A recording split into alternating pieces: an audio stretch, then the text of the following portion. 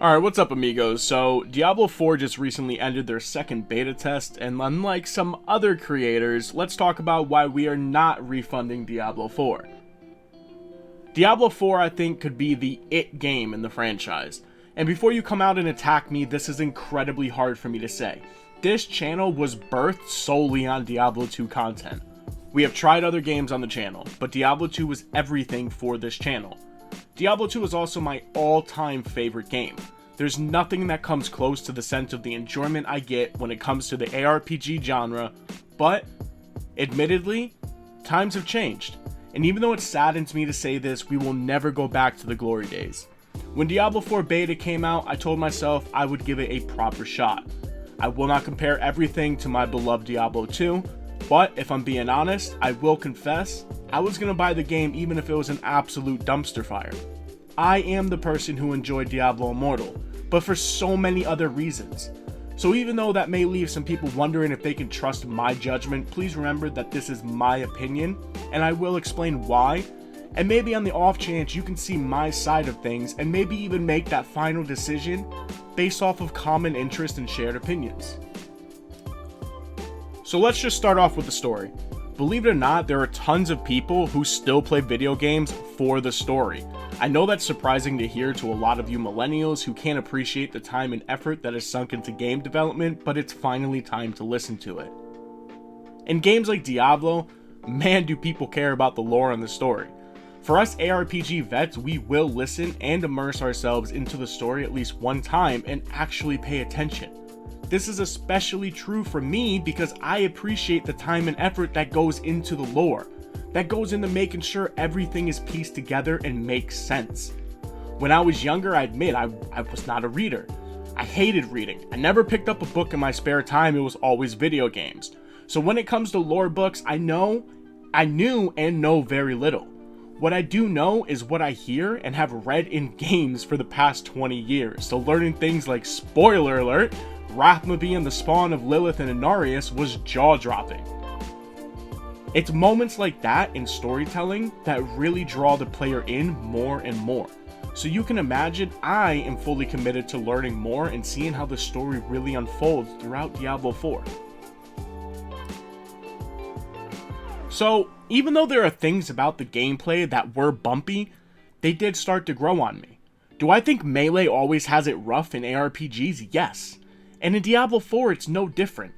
But what people don't understand is how melee characters and builds have been in every single ARPG ever made.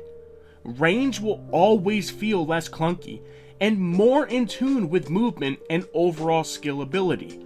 This will not change.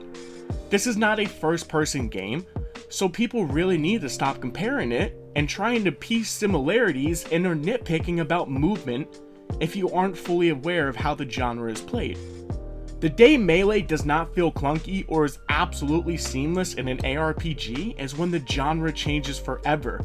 And even though devs are absolutely trying their hardest to make that a reality, I fear it's not going to happen for a long time. Were there bugs with movement, usage of skills, and much more? Yes. Yes, there was. And here we go with the next point. This was a beta. They are taking everything that was reported and they've seen from creators, YouTube videos, etc. and improving off of the data that is what is out there. That is what betas are for. Plus they were testing server stability. And now I'll be the first one to tell you, Blizzard does not have a good track record with server stability for launches, but at least they are trying to improve it before release and not a week beforehand. They have 2 full months to take it all in and apply it to the finished product. Now let's go back to the movement real quick.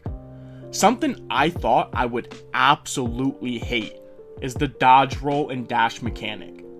Boy, did I hate the fact that console players had this in Diablo 3, but it immediately grew on me.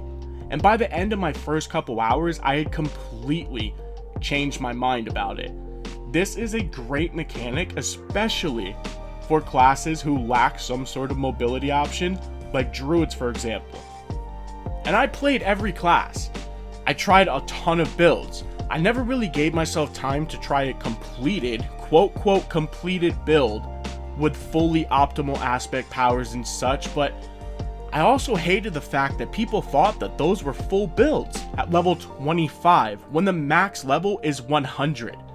And we have so much more to go through, including an extra 25 talent points, plus 50 levels of Paragon points, which by the way, brings out so much more in the character. Now I guess this is one thing that I could be skeptical about. Did we actually see too much in the beta, or was this just a taste of what's to come? Are there more legendary aspects that will be implemented upon release? We weren't able to see any uniques in the beta, but there are some that are already uncovered on Lothric's D4 planner. Is this all of them, or will there be more? My guess is that there's going to be a ton of legendaries that we haven't seen. I also think that there's going to be dozens of more uniques that aren't uncovered yet. And we already know that set items and runes won't be available at launch, but released a few weeks after. This was confirmed already. And you know what was also confirmed? That season will not release until a few weeks after release. So maybe that's all going to be released together. It would make sense to release runes and set items with the season to give people incentive to indulge in seasonal activities. It would also make sense to give people a few weeks to familiarize themselves, but we've seen this before. And this is my concern, again, my second concern. Those who were there for Diablo 2 release, we were told seasons would release shortly after launch. I want to emphasize on shortly. We were skeptical. Not only were we skeptical about playing from the beginning because, people didn't want to commit so much time and they thought it would be pointless because we would get seasons and would have to start over. But it just kept getting pushed back until we finally got news, and I want to say it was around 2 months later. A few weeks is not a few months. This is the type of stuff that indeed draws people away immediately. The people who put a ton of time into the first few weeks are hesitant to play at all. And then they feel pressured to start over so soon, and then some will hold off on their purchase until something is properly announced and confirmed. A lot of people really do enjoy seasonal play. A lot of people only come back for seasons. Actually, there are few people that stay throughout an entire season up until the next season. So since we're on a similar topic, let's talk about character depth and itemization. I'm afraid we've seen too much. I'm very afraid that because we've seen all these aspects, people like myself have planned out builds way before release, but with this being said, we can't take away the fact that the excitement behind Diablo 4's itemization is there. We are definitely going back to the roots and mixing it with modern iterations of ARPGs. Not too complicated, and not too overly simple. Things like rolling proper affixes to scale your build over the top instead of stacking crit damage. We have affixes to scale with vulnerable status effects, damage to distant, close enemies, and even defense capabilities like reducing damage from elites, distant, close enemies reductions. These are all so important for character development that ARPG enthusiasts like myself thrived for, and which we had early on in Diablo 3, but was quickly ripped from us and watered down.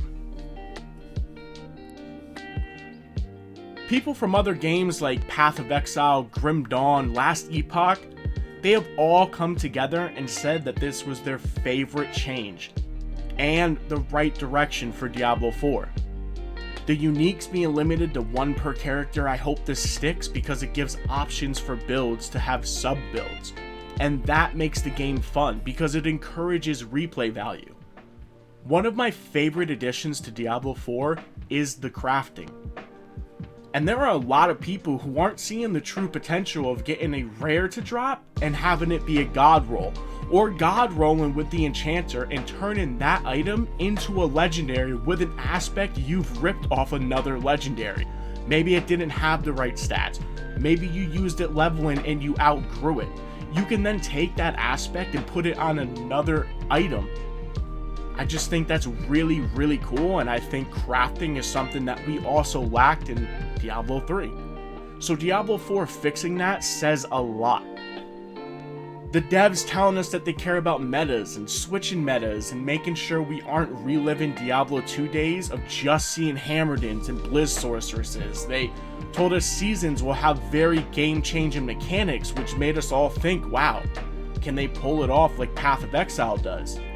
Because it sounds like that's how they want to do it and how they want seasons to be instead of how they are now with Diablo 3.